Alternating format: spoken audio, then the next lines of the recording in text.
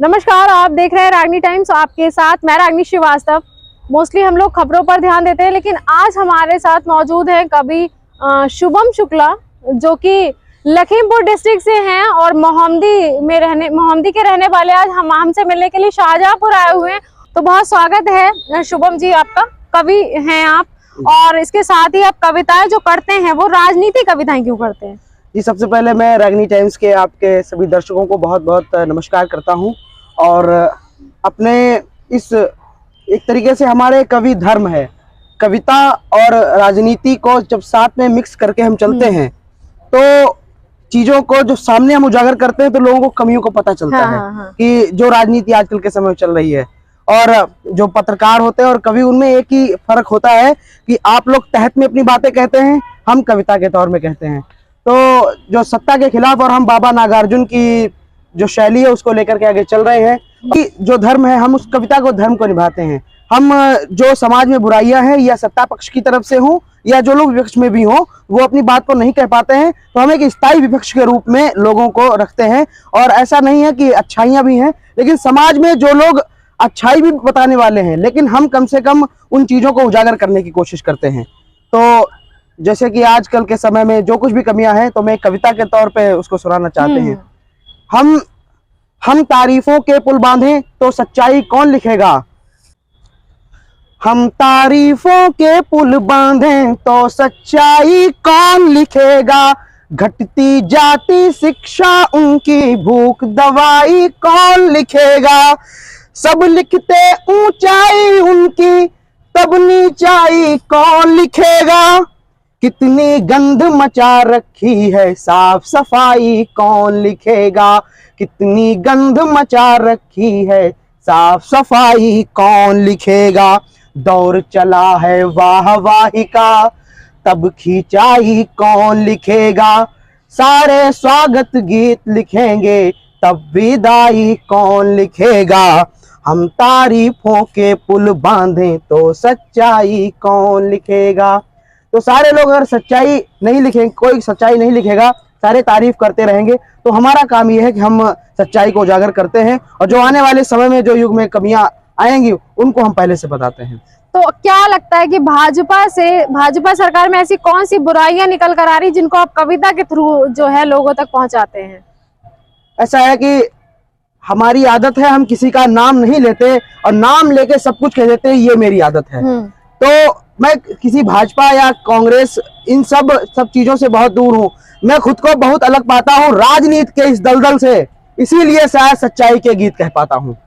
तो मैं किसी का नाम नहीं लूंगा, लेकिन मैं कविता से उसको कटाक्ष करना चाहता हूँ। सुनिएगा कि 64 सिंहासन वालों के सारे पांडव दास बने हैं।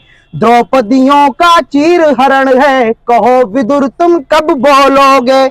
माना संख्या अल्प मतों में फिर भी जिगर बड़ा फौलादी। सिर्फ नीति ज्ञान की ताकत सिंहासन की नींव हिला दी। वर्तमान के इस युग में भी जाने कितने दुर्योधन हैं। सच कहना कितना मुश्किल है, हम पर भी कितने बंधन हैं। आंखों वाले धृतराष्ट्रों की आकर आंखें कब खोलोगे। द्रौपदियों का चीर हरण है, कहो विदुर तुम कब बोलोगे। द्रौपदियों का चीर हरण है, कहो विदुर तुम कब बोलोगे। अट्टहास करते दुर्योधन अपनी जंघा पीट रहे हैं। वेश्या कहते कर्ण कभी जब, वो तो सदा ही ढीठ रहे हैं। दुशासन खींचेंगे साड़ी सभी पितामह देख रहे हैं। कितने द्रोण गुरु बैठे हैं लेकिन आंखें झेप रहे हैं। कितने द्रोण गुरु बैठे हैं लेकिन आंखें झेप रहे हैं। नीति ज्ञान के उस पलड़े पर दुशासन को कब तोलोगे। द्रौपदियों का चीर हरण है, कहो विदुर तुम कब बोलोगे। कवि जो है वो विदुर है। आपने जब वो प्रसंग देखा होगा कि जब द्रौपदी का चीर हरण हो रहा होता है, तो उस समय सिर्फ और सिर्फ विदुर ही बोल रहे थे, बाकी कोई नहीं बोल रहा था। तो हम कवि लोग जो हैं वो विदुर का ही काम करते हैं, और हम ही लोग हैं जो बोलने की साहस करते हैं, बाकी सभी लोग तो मौन धारण करके रखे हुए हैं। आगे समय में आगे क्या होने वाला है, हाँ। राजनीति में क्या बदलाव होगा आप सुनेगा कि जीवन दो पासों पर होगा, चाले कोई और चलेगा, चाले हाथ नहीं आएंगी, मानव खाली हाथ मलेगा। जब हम चौसर को ऐसे से करते हैं तो सिर्फ हाथों को हम मसलते हैं, तो उसमें क्या होगा आने वाले समय में कि पासे भी नहीं होंगे, आदमी खाली हाथ मलेगा, उसके हाथ में कुछ नहीं होगा। राजनीति किस कदर आगे लोगों को बेवकूफ बनाएगी आप देखिएगा कि जीवन दो पासों पर होगा, चाले कोई और चलेगा, चाले हाथ नहीं आएगी, मानव खाली हाथ मलेगा। नाहक ही सब दंभ भरेंगे, नाहक ही सब दंभ भरेंगे, कोई कुछ भी नहीं करेगा, आशीषों का मोल न होगा, श्राप से कोई नहीं डरेगा। अहंकार मिटाने वाला, अहंकार मिटाने वाला, क्या कोई भी विष घोलोगे, द्रौपदियों का चीर हरण है, कहो विदुर तुम कब बोलोगे, कहो विदुर तुम कब बोलोगे। मन में पीड़ाएं जब होंगी, कोई नहीं समझ पाएगा। किसी घर के एक बंद कमरे में अगर चीखें आ रही हो और पड़ोसी आराम से सो रहा हो तो आने वाला समय किस कदर जाएगा आप कल्पना कर सकते हैं कि लोग किसी की परेशानियों को नहीं समझेंगे। आने वाले में समय में ये होगा कि मन में पीड़ाएं जब होंगी, कोई नहीं समझ पाएगा, दुविधाओं से दूर रहेंगे, कोई नहीं उलझ पाएगा।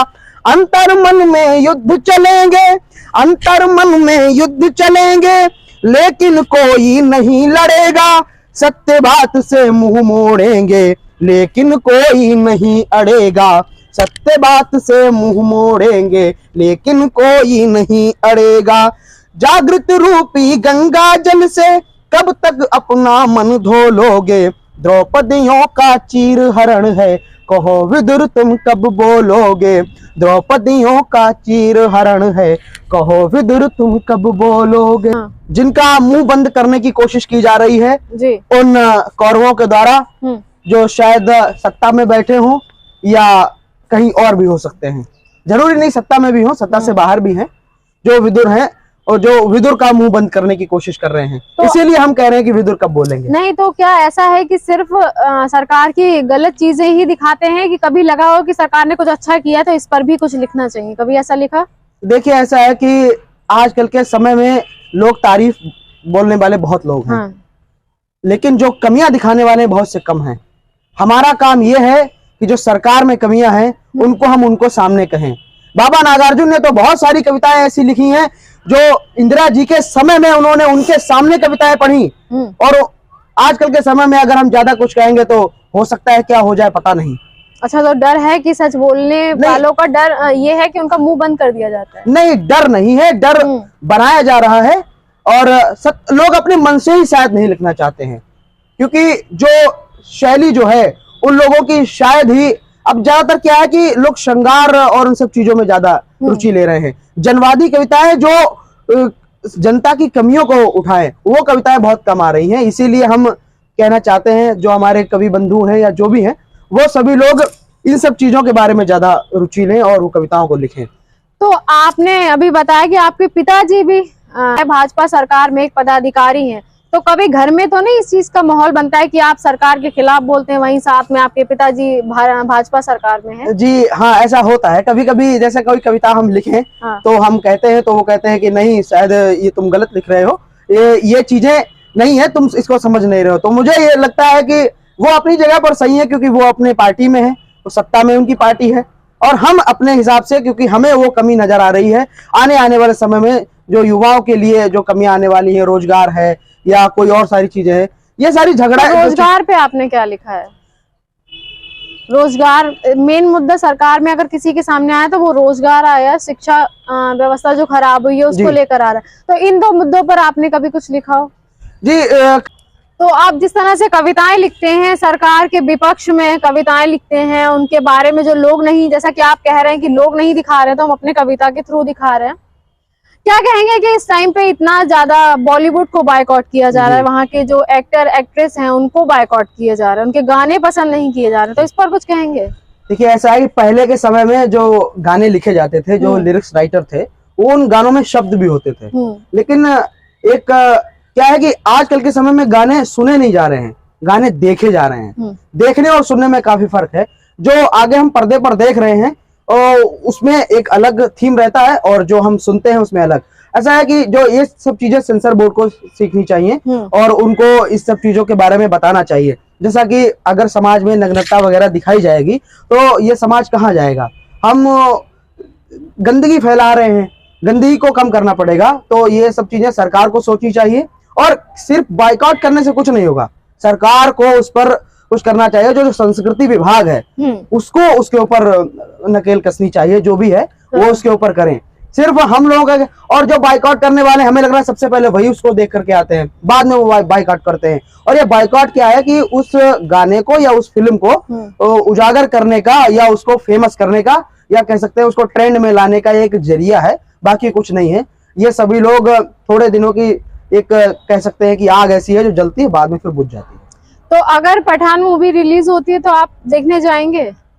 सबसे पहले ये है कि हम लोगों के पास इतना समय नहीं है। हम लोग फिल्म अब देखते नहीं है, चाहे अब पुरानी हो नहीं हो। हम लोगों को क्या है कि हम दूसरी चीजों में ज्यादा ध्यान लगाते हैं। हमारा काम फिल्म देखने का नहीं है। फिल्म जो देखते हैं हम ये कोशिश करते हैं हम लोगों को क्या दिखा सकते हैं या उनके लिए क्या लिख सकते हैं। तो हम फिल्मों से अब बहुत दूर रहते हैं और आजकल के समय में जो फिल्में बन रही है वो शायद अब देखने लायक नहीं है और लोगों को उस पर पैसा भी बर्बाद नहीं करना चाहिए। मैंने एक कविता लिखी, देश बदलता सिर्फ स्वप्न में, स्वप्न दिखाने वालों समझो मेरी चीत्कार सुन लेना वरना बाद में पछताओगे।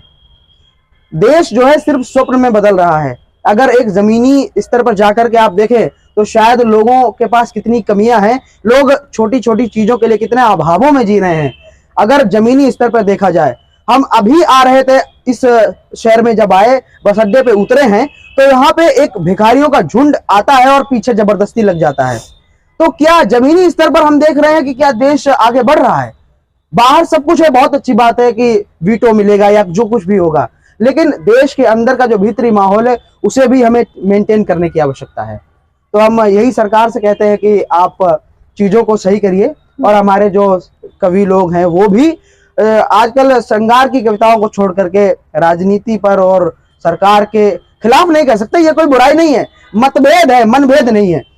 हम मुद्दों पे बात होती है, वो अपना दूसरा मुद्दा लेके चलेंगे। हमारा मुद्दा ये है कि चीजें समझ जाएं। उनका मुद्दा ये है, उनकी वोट की राजनीति है। हमारा जो कर्तव्य है वो कविता धर्म है।